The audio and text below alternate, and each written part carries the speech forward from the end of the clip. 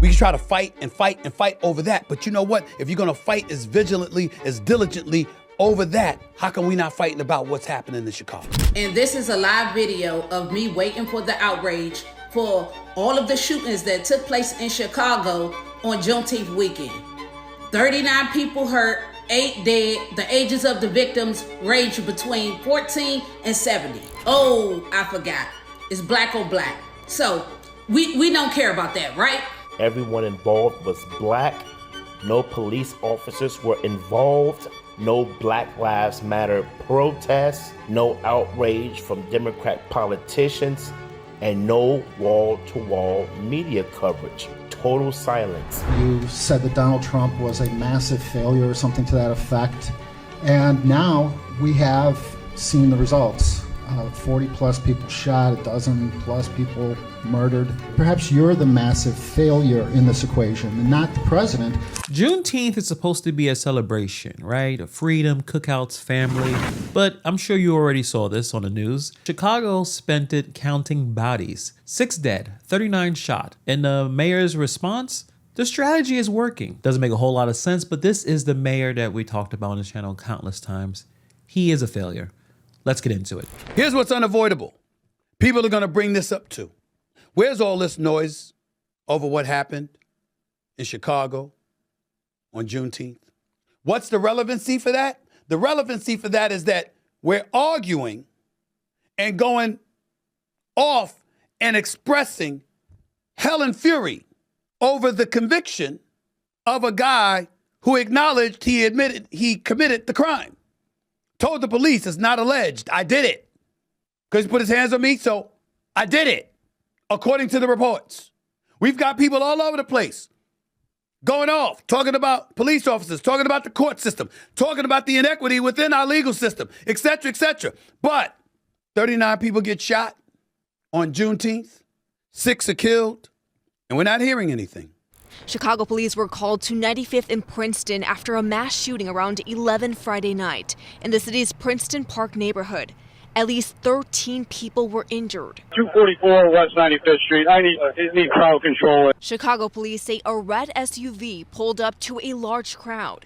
Investigators say 2 suspects began shooting from inside the car before taking off. There's approximately 25 shell casings, both rifle and pistol rounds, from 243 West 95th all the way to the end of the block on Princeton. The victims' ages range from 17 to 47 years old and were taken to different hospitals. It's the life and death of our children, and in reality, it's the life and the death and the health of our communities. Violence has been down in Chicago, but that's not a norm. It's new. It's good news, but it's new news. Violence was up last month. And we look at this last weekend to see the violence that took place in the city. It is vulnerable, and so it must be addressed in a very continuous effort, which is why we need a gun violence office.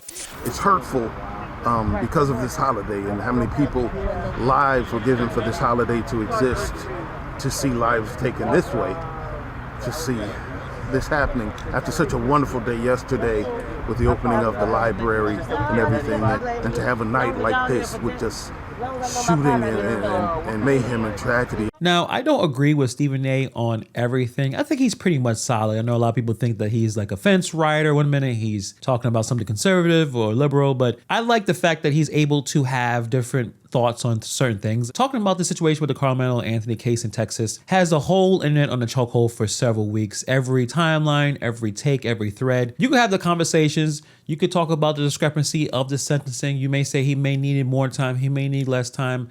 Sure, you guys can go back and forth with that all day. But the problem Stephen A. and I have is we found the energy for this one stabbing in Frisco, but we don't have a fraction of it for the 39 people being shot in our own backyards. In the same weekend, 6 families are planning funerals. The timeline doesn't make a whole lot of sense because, again, if we're caring about Black lives, people who look like me, people who look like Stephen A. The math says that Chicago should be the louder story, not the quieter one. Mind you, no one talks about it right now. Now we're talking about Mondami. We're talking about what's going on here and there. This happens every single year. Stephen A's point isn't about stop caring about Texas. If that's who you want to talk about, cool. But it's why does the outrage only show up when a white face is on the other side of it? That's the problem that doesn't make a whole lot of sense to me. I understand it's great for the views and the clicks and attention. We get loud when the villain looks convenient. When it's us doing the killing, the room gets quiet. It's basically we may say one thing and then we kind of just move on. That selective volume, he's calling out what's going on here because who's running the show in Chicago? Brandon Johnson, that same man,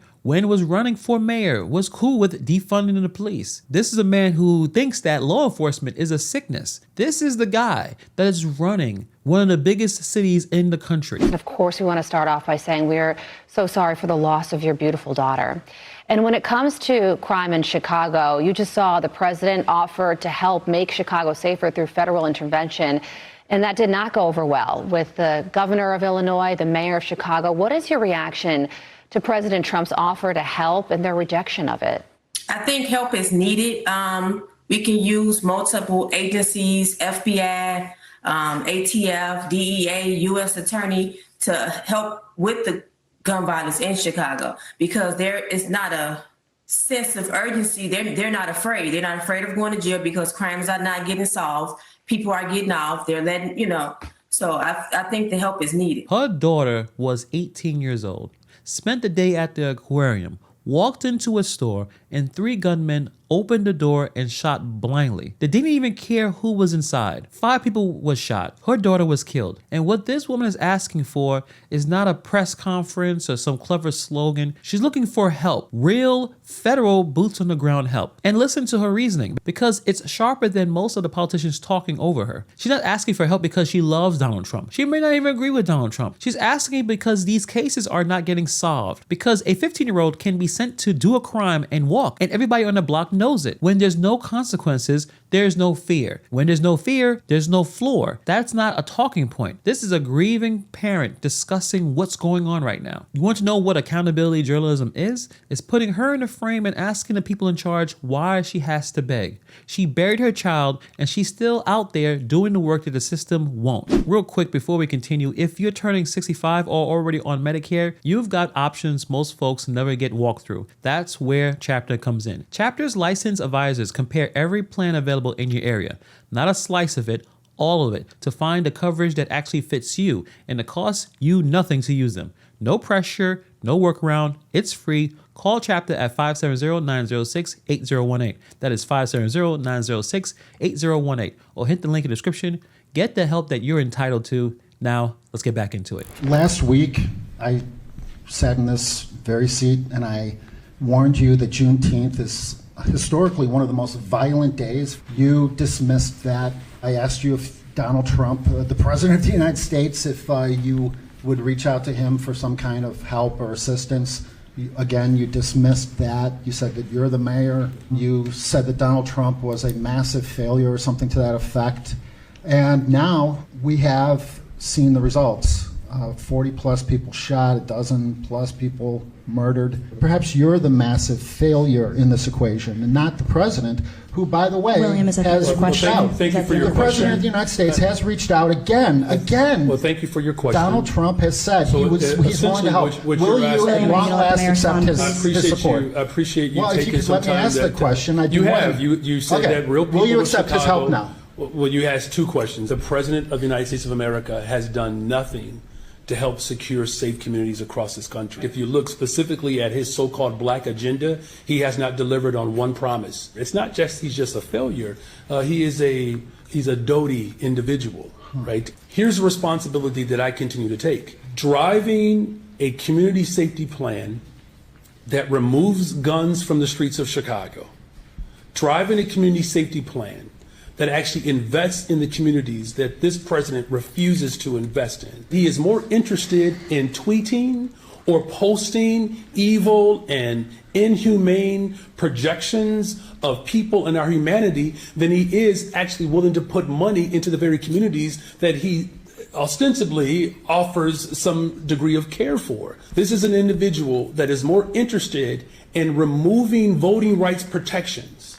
It's about his overwhelming interest in coordinating the upward transfer of wealth into the hands of the ultra-rich at the expense of everyday people. My follow-up question, my second question is simply this. You've already asked 2 campaigned questions. on defunding. My second question is, you Nope. campaigned on defunding the police. You've called the police a sickness. You say that incarcerating violent repeat offenders is some kind of racism. You can talk as long as you want. You've asked your 2 questions no, already. I asked one question that you interrupted. No, you've asked 2 Look, questions. I also have civil rights. I have freedom of speech. I have freedom of the press. Well, you can just free yourself on out of here because I'm not answering anything else for you. Well, the second question is simply this. 2 questions, you have a and your time security is done. detail of So go ahead. 150. Finish. The United States, the city of Chicago is down 2,000 police officers under your administration, and yet you have 150 some police officers on your security detail. If Chicago's so safe, why not release some of those police officers back onto the streets where they can help real Chicagoans? You're done. Thank you. Jake. You're done.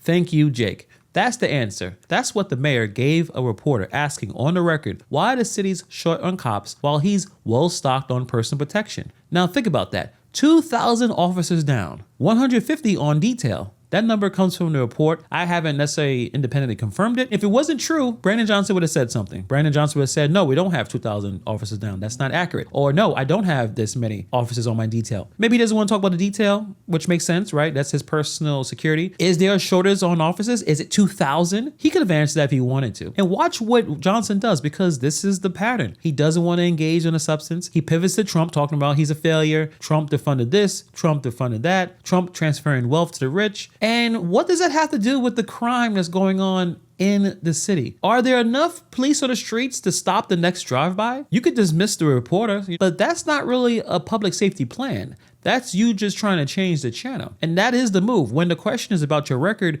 you just make it about some other guy. That doesn't make a whole lot of sense. People are dying out there, and the mayor is giving out this press conference judo.